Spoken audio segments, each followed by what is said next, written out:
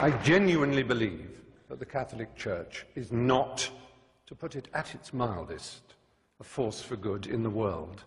And therefore it is important for me to try and marshal my facts as well as I can to explain why I think that. But I want first of all to say that I have no quarrel and no argument, and I wish to express no contempt for individual devout and pious members of that church. It would be impertinent and wrong of me to express any antagonism towards any individual who wishes to find salvation in whatever form they wish to express it. That, to me, is sacrosanct as much as any article of faith is sacrosanct to anyone of any church or any faith in the world. It's very important. It's also very important to me, as it happens, that I have my own beliefs. They are a belief in the Enlightenment, they are a belief in the eternal adventure of trying to discover moral truth in the world. And there is nothing, sadly, that the Catholic Church and its hierarchs likes to do more than to attack the Enlightenment. It did so at the time. Reference was made to Galileo and the fact that he was tortured for trying to explain the Copernican theory of the universe. Just imagine in this square mile how many people were burned for reading the Bible in English. And one of the principal burners and torturers of those who tried to read the Bible in English here in London was Thomas More. Now, that's a long time ago. It's not relevant, except that it was only last century that Thomas More was made a saint, and it was only in the year 2000 that the last pope, the Pole, he made Thomas More the patron saint of politicians.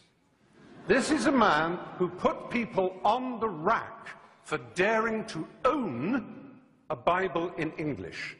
He tortured them for owning a Bible in their own language. The idea that the Catholic Church exists to disseminate the word of the Lord is nonsense.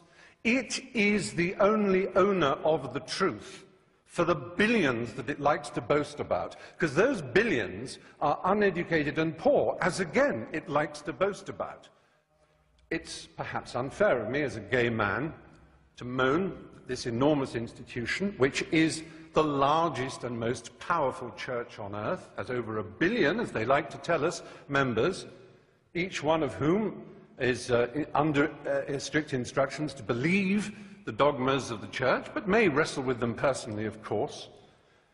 It's hard for me to be told that I'm evil, because I think of myself as someone who is filled with love, whose only purpose in life was to achieve love, and who feels love for so much of nature and the world and for everything else. We certainly don't need the stigmatization, the victimization that leads to the playground bullying when people say you're a disordered, morally evil individual. That's not nice. It isn't nice.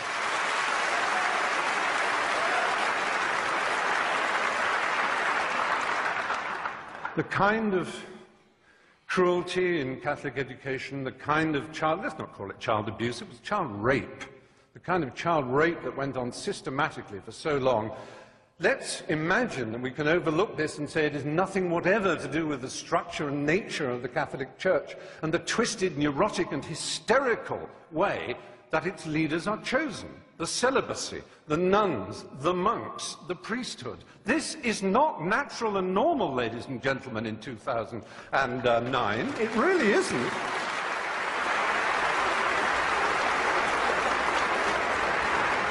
I have yet to approach one of the subjects dearest to my heart. I've made 3 documentary films on the subject of AIDS in Africa.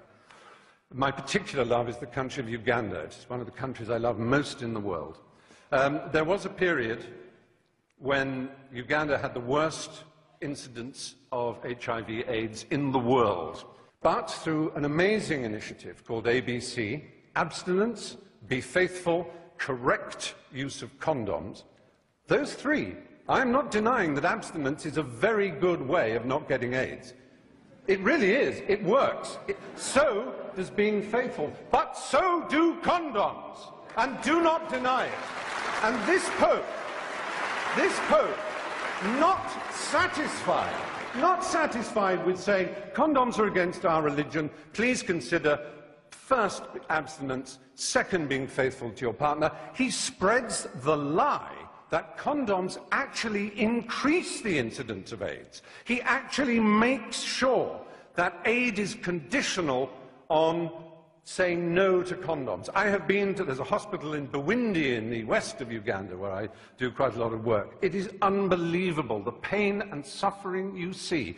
Now, yes, it is true, abstinence will stop it. It's the strange thing about this church. It is obsessed with sex, absolutely obsessed. Now, they will say, we with our permissive society and our rude jokes are obsessed. No, we have a healthy attitude. We like it, it's fun, it's jolly, because it's a primary impulse. It can be dangerous and dark and difficult. It's a bit like food in that respect, only even more exciting. The only people who are obsessed with food are anorexics and the morbidly obese. And that, in erotic terms, is the Catholic Church in a nutshell.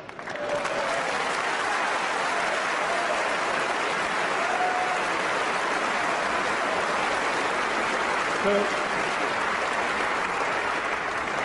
do you know who will be the last person ever to be accepted as a prince of the church? The Galilean carpenter, that Jew. They would kick him out before he tried to cross the threshold. He would be so ill at ease in the church. What would he think? What would he think of St. Peter's? What would he think of the wealth and the power and the self-justification and the wheedling apologies?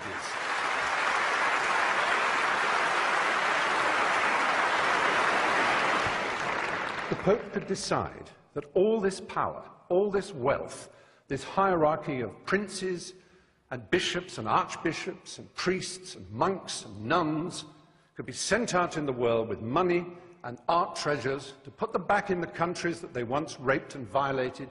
They could give that money away and they could concentrate on the apparent essence of their belief.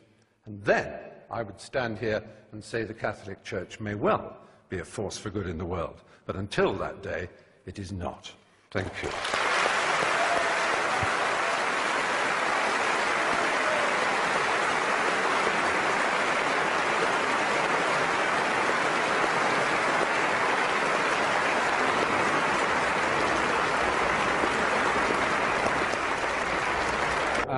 I suppose I'm slightly disappointed that Anne Widdecombe in particular should say, oh, I knew they'd bring up condoms and child rape and homosexuality. It's a bit like a burglar in court, so you would bring up that burglary and that manslaughter. You never mention the fact I give my father a birthday present. You know, it's, yes, are you getting the message? There is a reason we hammer home these issues, because they matter. There's such an opportunity, owning 1 billion souls at baptism. It's such an opportunity to do something remarkable to make this planet better. And it's an opportunity that is constantly and arrogantly being avoided, and I'm sorry for that. Okay.